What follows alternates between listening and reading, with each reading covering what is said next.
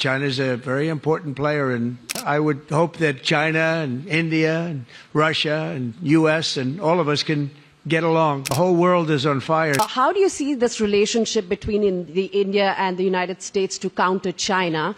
And what is your vision when it comes to India, brokering peace in the Ukraine and Russia conflict? Well, I think we're going to have a very good relationship with China. I got along with President Xi very well until COVID. That was a bridge too far.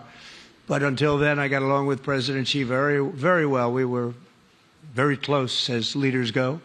I don't want to be naive, but as leaders go, I think we were very close. And I think that China is a very important player in the world. I think they can help us get this war over with Ukraine and Russia. And I look at India, I do see the skirmishes on the border, which are quite vicious, and I guess they continue to go on.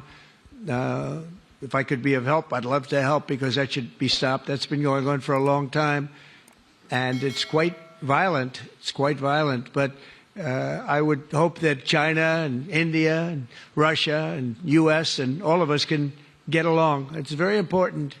The power of weaponry today is, and not only nuclear, but nuclear in particular, the power of weaponry is very important. I said before that I had very constructive talks in my first term with President Putin about the denuclearization of the two countries, and then we were going to go to China after we worked some kind of a deal. And we, at the confines of a deal, he really wanted to do it, so did I, denuclearize. And it's such a beautiful term when you think about it.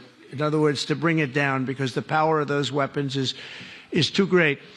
And I did speak to President Xi about that, and I was getting also a very good response. He's building a very strong nuclear power. He's not very close to Russia or the United States right now, but he will be soon. I mean, he'll catch up over the period of 4 or 5 years, they say.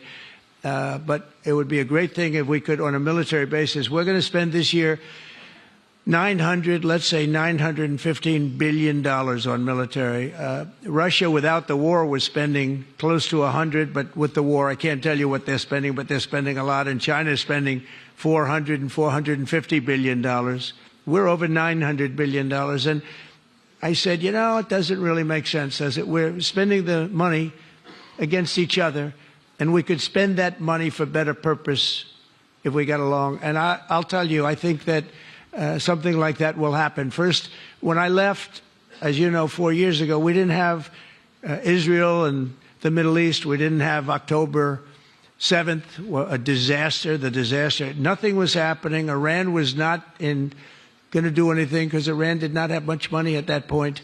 They were broke. They were totally broke. They didn't have money for Hamas or for Hezbollah.